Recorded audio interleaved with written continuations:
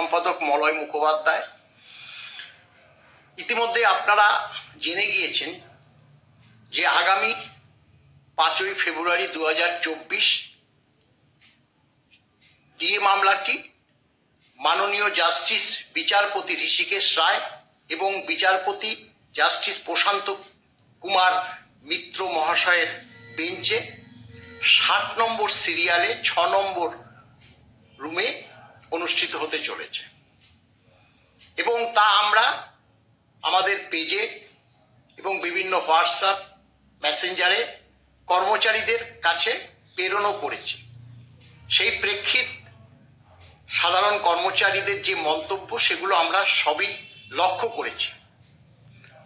আমরাও তো কর্মচারী, আপনাদের মনের মধ্যে যে সংশয় উপস্থিত হয়েছে আমরা তার ব্যতিক্রম নয়।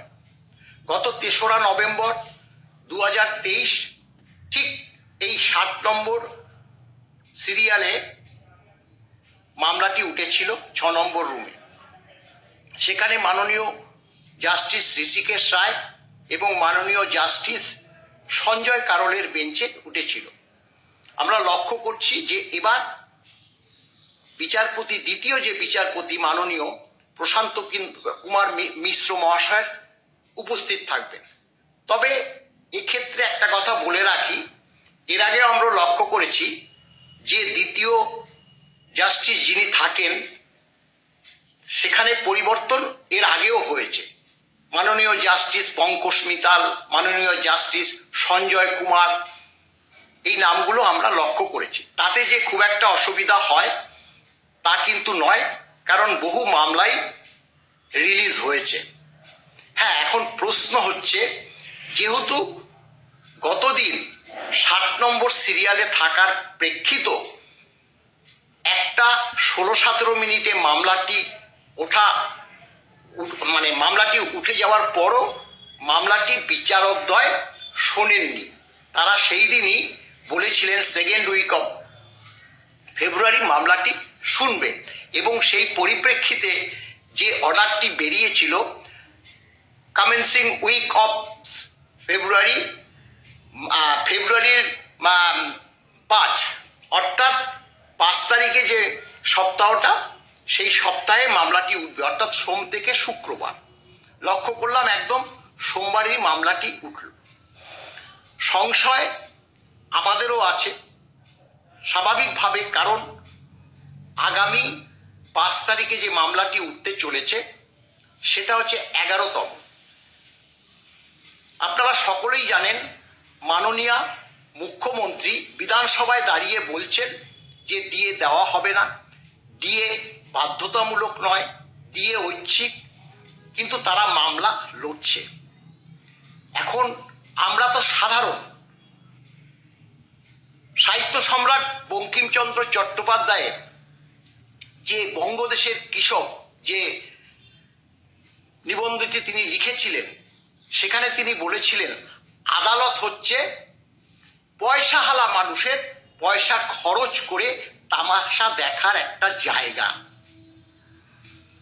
তামাশা, সুপ্রিম কোর্টে তামাশা চলছে কিনা স্বাভাবিকভাবেই কর্মচারী সমাজের কাছে একটা প্রশ্ন দেখা দেবে। কারণ আমরা এটাও লক্ষ্য করেছি যে সুপ্রিম কোর্টের প্রধান বিচারপতি তিনি গতদিন ওই 3রা নভেম্বর 2023 একটা মামলার পরিপ্রেক্ষিতে তিনিও স্বীকার করেছেন যে তারিখ পে তারিখ এইভাবে মামলাগুলো সার্বিকভাবেই তিনি বলেছেন ডিলে হওয়া উচিত নয়। স্বাভাবিকভাবে আমরা এবার নিশ্চয়ই আশা করতে পারি যে মামলাটি 5 তারিখ মহামান্য সুপ্রিম কোর্ট শুনবে, শুনে বিচার করবে, করে রায়দান করবে।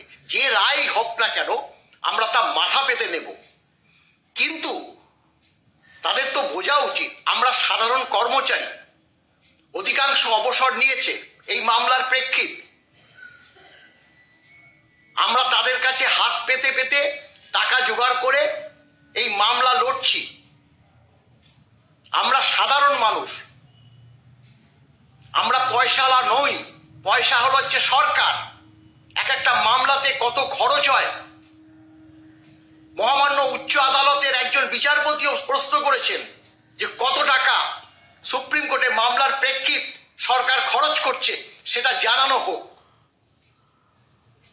স্বাভাবিকভাবে একটু তো উত্তেজিত হবই, কারণ মামলাটা গত 28শে নভেম্বর 2022 থেকে গত 3রা নভেম্বর 2023 পর্যন্ত 10 বার মামলাটা উঠল। আমরা এই পশ্চিমবঙ্গ থেকে দিল্লিতে যাচ্ছি, থাকছি, আমাদের যে কতটা খরচ হতে পারে সেটা স্বাভাবিক নিয়মে দেশের সর্বোচ্চ আদালতের কিন্তু বিচার করে দেখা উচিত। তাই আমরা আবারও আপনাদের মতো আশা রাখছি যে এবার 5ই ফেব্রুয়ারি 2024 মামলাটা মহামান্য উচ্চ আদালতের জাজদ্বয় শুনবে। নমস্কার।